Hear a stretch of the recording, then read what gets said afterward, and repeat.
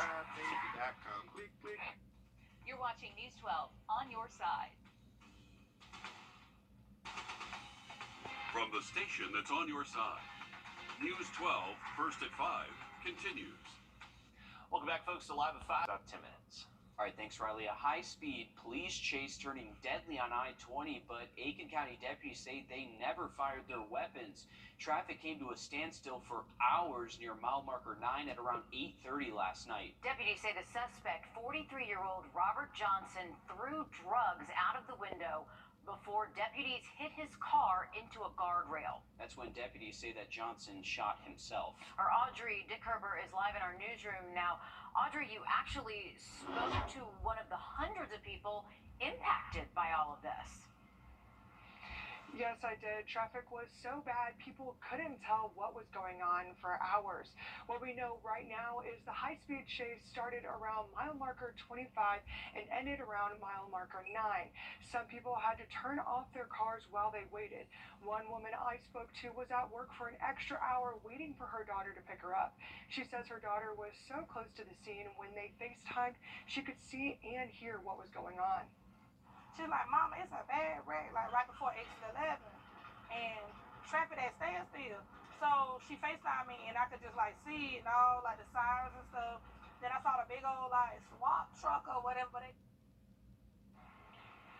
it's still not clear why police started the chase, but we are working to find out. The sheriff's office says this is an active investigation.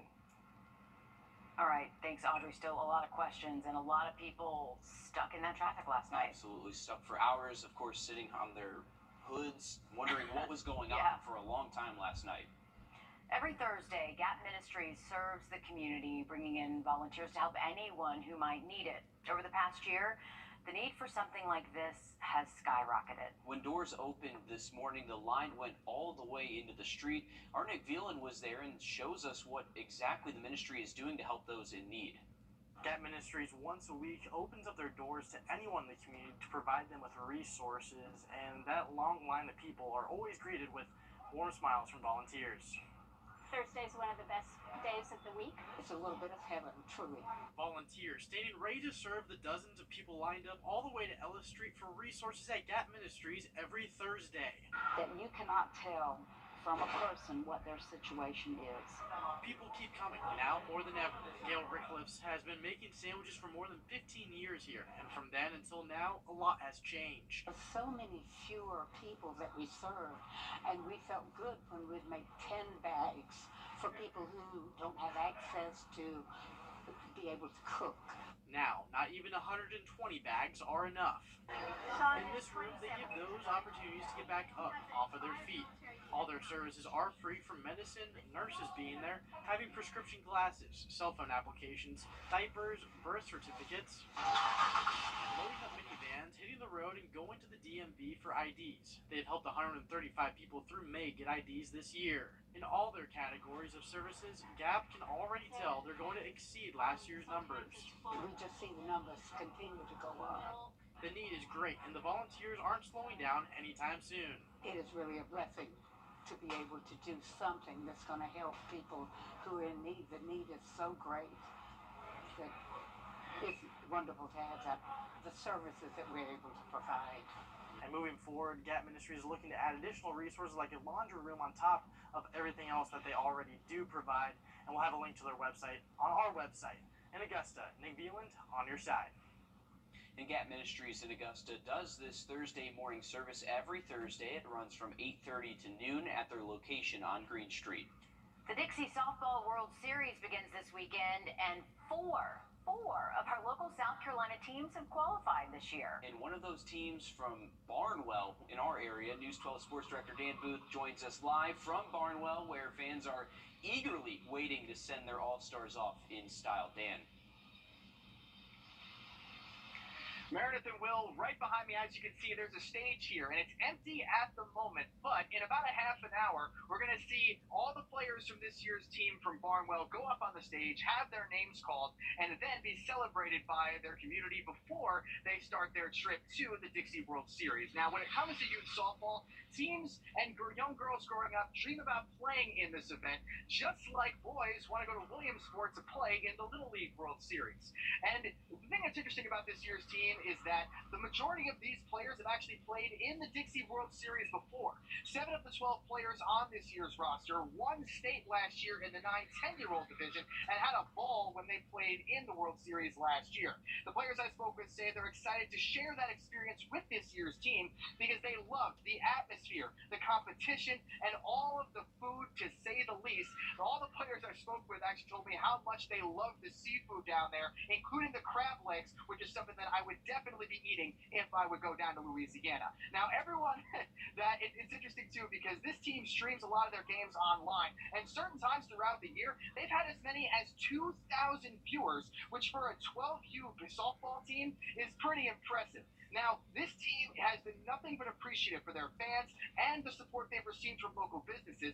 Head coach Brad Whitehead told me that in addition to all of their financial donations for the trip, a local farmer actually came out and gave his team watermelons as a gift, which, needless to say, is pretty cool and something that I know a lot of people back in the newsroom are interested in, because anytime you can have watermelon, it just sounds like a good time. But now, in the next half an hour or so, the team is loading the bus as we speak, and they'll be in the town circle where I am right now, getting ready to do their send-off, and it's going to be a lot of fun to see how they're received ahead of their big trip to Alexandria, Louisiana. I'm going to have live coverage of the send-off from right here in Barnwell on News 12 at 6 o'clock.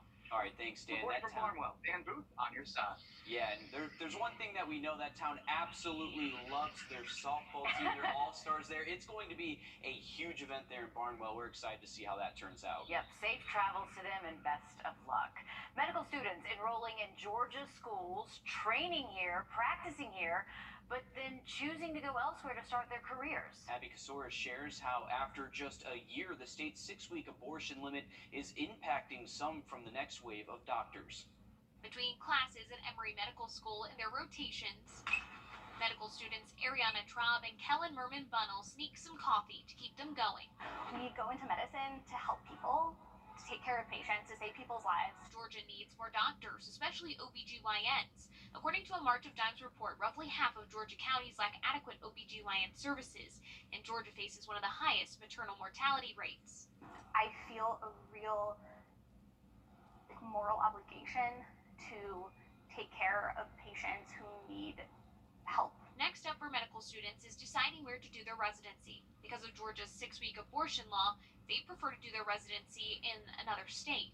But if I were to do OBGYN, I think part of me would feel like I am failing my patients if I were to train in a state where I'm not able to provide comprehensive reproductive health care. The duo began researching how the decision is impacting medical students, partnering with 5 schools across the country in states with and without restrictions.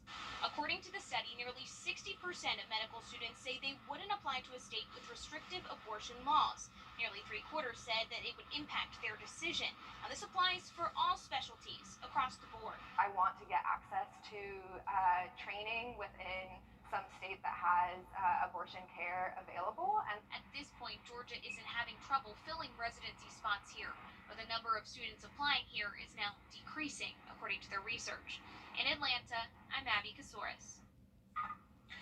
And thanks for that, Abby. Well, soon you can watch a movie filmed right here in Augusta, and you might spot a familiar face from News 12 in that too. Riley. Riley. You have something in your throat. I do. I got it out though. It's all good. We'll have all that and more coming up next. And I can promise you it's not a big appearance by any means. If you blink, you'll probably miss it. But hey, we got some hot temps continuing into the weekend. Also, storm chances increasing the next couple of days. We'll have that full forecast next. The Richmond County Sheriff's Office says the initiative to address the homeless issue in Augusta is ongoing. And on to our News 12 at 6 o'clock, we're getting an update from them and hearing from the community about how they're feeling. time once we get past this weekend. All right, thanks, Riley. Well, soon you'll be able to watch a murder mystery movie that was filmed right here in Augusta. Our Emma Ellis shows us exactly where it was filmed and how our very own Riley Hale has a part in it. The film industry in Georgia is booming, and Augusta is getting a piece of the pie.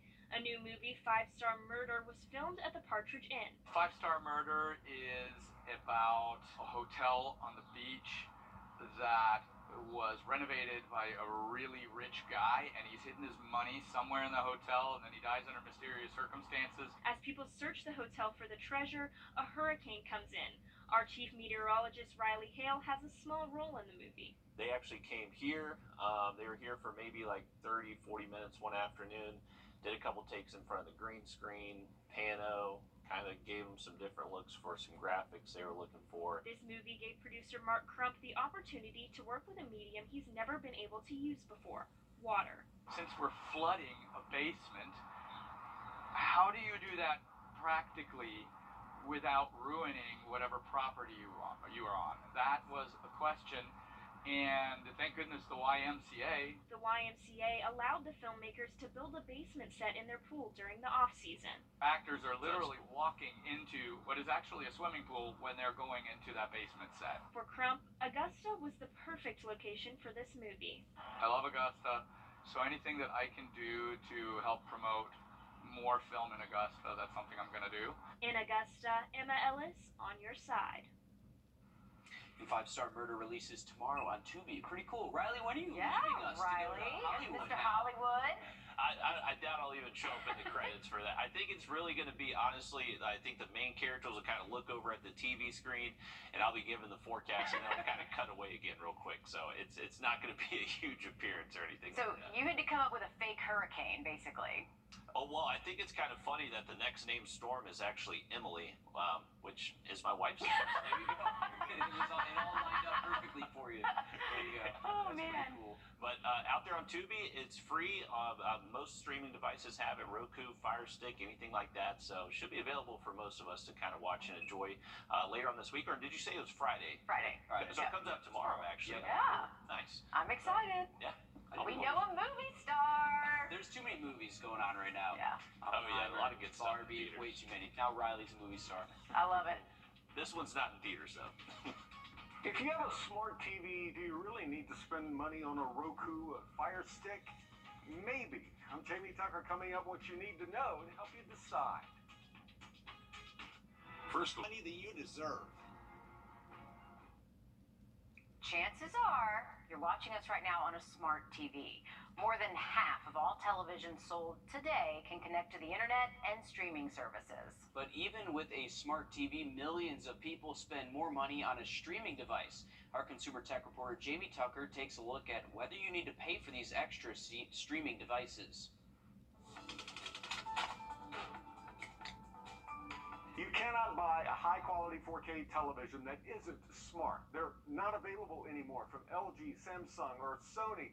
So the question is, if your TV already does everything you need it to do, why would you need to spend more money on a Roku or another streaming device? Well, you don't need to, but you may want to. The Roku, Fire Stick, Chromecast, and Apple TV offer channels your smart TV doesn't. The Roku channel, Freevee, and other streaming channels are not offered on all smart TVs. These devices also make it easier to browse the services you subscribe to. The Fire Stick and Chromecast put it all on one screen. Many smart TVs can't do that. Show me movies with Julia Roberts. Most of these devices have voice search on the remotes. And if you lose the remote, or if it's just on the other side of the room, you can use the streaming device's apps to control the TV and find content to watch. And if you travel, the streaming devices are small enough to take along. Plug them in on a TV in a hotel room, Airbnb, or anywhere else, so you can tune into your channels without needing to log into another TV or device. A downside to using a streaming device and a smart TV, they all gather and share information on what, when, and for how long you watch something. Using them on a smart TV means you're sharing your data with more companies. So is there a streaming device better than all the others? Which one should you buy? That's a good question, and we'll look at that next time. That's What the Tech. I'm Jamie Tucker. Amazon says it has sold more than 200 million Fire TV devices, which includes its smart TVs. In its last report, Roku had more than 70 million accounts globally. Riley? Well, the hot and humid conditions only increase for us the next couple of days. That heat index over 100 for most spots for Friday. Now look at that 7-day forecast just after the break. Riley, breaking their silence tonight, 2 former Richmond County deputies are speaking out to the I-Team after being arrested, then cleared of all their charges. A grand jury decided not to indict them and another deputy after they were accused of assaulting the suspect charged with shooting Deputy Michael Cole in the face. Plus, we'll show you surveillance video and photos you've never seen before. We've got an exclusive coming up next.